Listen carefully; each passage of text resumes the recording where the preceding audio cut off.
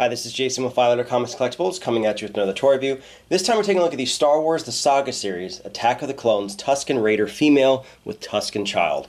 And this is from the Star Wars Saga toy line from Hasbro from 2002, and this is number 8 in the series. So the first thing we're going to do is take a closer look at the packaging.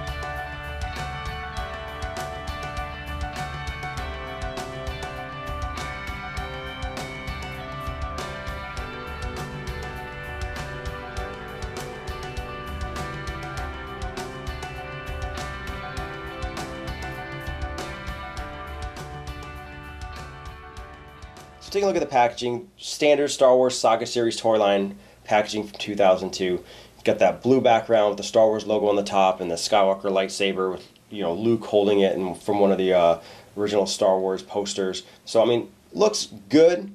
I wouldn't call it absolutely amazing by far. This is not my favorite packaging. I think stuff like Episode 1, Episode 3, those seem to stand out really good. Even The Force Awakens and The Last Jedi packaging, I like a lot better. And then the original Power of the Force as well. I don't think this visually hits me as well as those other ones, but you can see the picture of the Tusken female down here. You really can't see the baby in the picture, or the child, because I'm assuming it'd be attached to her on the back like the toy does, which we'll show a little bit later. And this is Attack of the Clones, Tusken Raider female, Tusken child.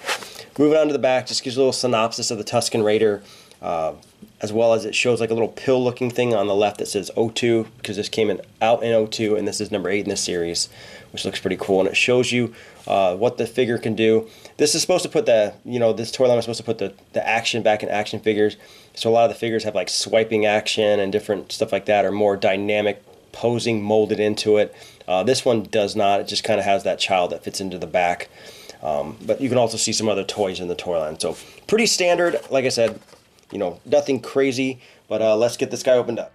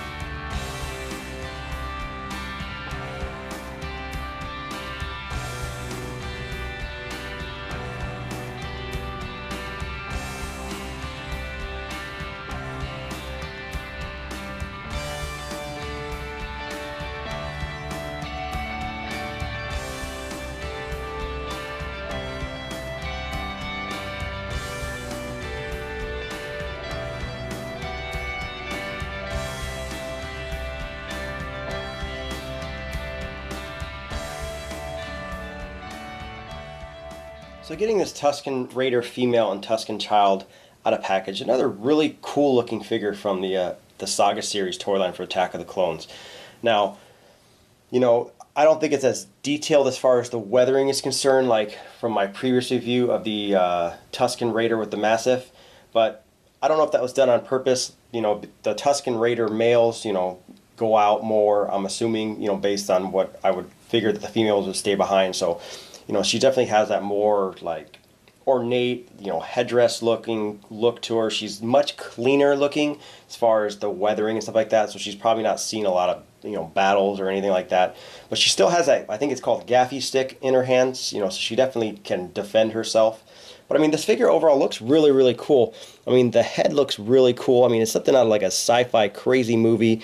Almost looks like that if you've ever, what is it, Dead Space? The main character, Isaac, with his different masks. It's got that look to it. And it's got that kind of like headdress that comes down. She's all cloaked. She's got a little satchel down here. Got that gaffy stick, which I think looks really good. And you kind of turn to the side, you can see the Tusken child. And she's got this big, gigantic, like pack almost built into her. Which looked cool, and this has the Tusken child, which looks really cool. Still has that like Dead Space look to it, which comes to the mask and stuff like that, and still has a satchel on it. Almost looks like a knight when you really look at it, but really, really small as far as the size is compared when you compare them, but it looks really cool. Now, as far as articulation, very limited for both these figures. You know, a lot of it has to do with just the way that she's designed and built. She can basically turn at the waist, which does all the upper body motion. These arms do rotate, which it's a pretty tough turn, but you can hear the rubber moving. So both these arms do rotate right at the body. I mean, but that's really about it, just to spin. I mean, but by spinning them a certain way, you really ruin the way that you can have her even hold that stick if you turn the hand too much. And I've already done that. There we go. And then her feet would turn. That's it down here. You can kind of turn her feet a little bit and rotate those, but that's really it for her. The child is even less. It's pretty much a fully molded piece, other than its arms can go up and down, and that's really it for the articulation. But let's take a closer look at each one. So here you can see the female's head, and like I said, it just looks crazy. It's something right out of Dead Space. I mean, if you've never played the game Dead Space, just Google the main character Isaac in Dead Space and take a look, and you'll see that it almost has that mask style look to it, that long thin little visor. But I love this like gold looking stuff that goes down, and it goes down pretty much down to almost her chest as far as she's concerned, as far as the detail, and it looks really cool. And you can see on the back her pouch is up there, and you can see the little guy up there, which we'll take a look at the guy separately. But I mean, I think everything looks really, really cool on her. Here's her midsection, so you can see that she's holding the gaffy stick. You can see that headdress part comes down a lot farther, and you can see that little satchel down there, which looks cool. And same thing, you can see her cloak comes down to her midsection. It comes all the way down to almost the very back side of her body when it comes to that actual cloak piece that holds the little child. And you can see the bottom of her cloak, not really weathered as much as the other one was. As far as the paint apps, it doesn't look as dirty, and you can see how that cloak comes all the way down. This actually looks a little bit more weathered when it comes to the painting, but not as rough as the Tusken Raider male. And you can see the feet sticking out there. Here you can see the head of the child, and like I said, it's still got that same visor style look. Almost looks like he's wearing a helmet. It just looks cool. I mean, for a small toy, it's molded pretty good. Very bland, I guess, as far as the paint apps are concerned. It's got like a dismal green. You can see that the satchel in the center of the body right there, and then down to the feet. You can see they're just the hard molded feet. So nothing too much when it comes to this guy. You know, the molding isn't as cool looking on this guy. It looks like a much more cheaper figure when you really look at it, but it's just, there's only so much they could do with such a small figure.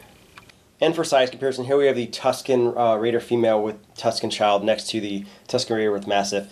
And they look amazing together. You know, getting all your Tusken Raiders and stuff, putting them together, and having the female, and then you have like them with their pets and stuff like that. I think that looks really cool, and you can make a really cool like little vignette of them if you really wanted to. And I think it looks great.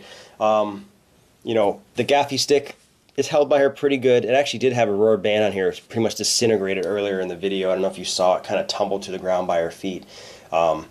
This rubber band seemed to have held up a lot more, and I wanted to keep this sealed onto that hand so it didn't keep on falling off. But overall, I think it looks good. You know, I would have liked, and it's more of something that I didn't mention in the other video for this one. I wish that this would have come with another accessory, but you know, it's still a great figure. I think its detailing, the one on the right, the male, is much better. But that might have been done on purpose. Like I said, you know, I'll have to, I guess, take a look at the movie and see if, you know, the females were much cleaner looking.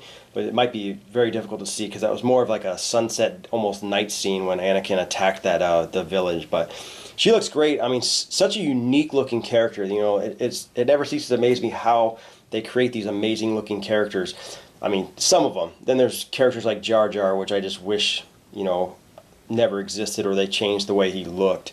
But I mean, there's such a unique looking figure, and it's nice to kind of get more of the, I don't know, backstory / history, and more to know more about the Tusken Raiders by seeing these figures and seeing how the females and the child looks and stuff like that. Like I said, the child is okay. I mean, it's just a small something that comes with it. It looks better in the back of her, in her little satchel, but I mean, still a nice, extra touch to this. And like I said, they look amazing together. If you're going to get one of these, I definitely recommend getting the other and, putting them even with even more Tusken Raiders they've released throughout all the different toy lines. But another great figure, a unique figure. Doesn't have a lot of actions to it or articulation, but I mean, as far as, if you really wanted to build a Tusken Raider army or a village, I mean, this is definitely a figure you really cannot live without. But once again, this has been Jason with Violator Comics Collectibles. Any questions or comments, leave them in the comment section below. If you like the video, hit the like button, subscribe to our YouTube channel, like us on Facebook, and I'll see you guys next time.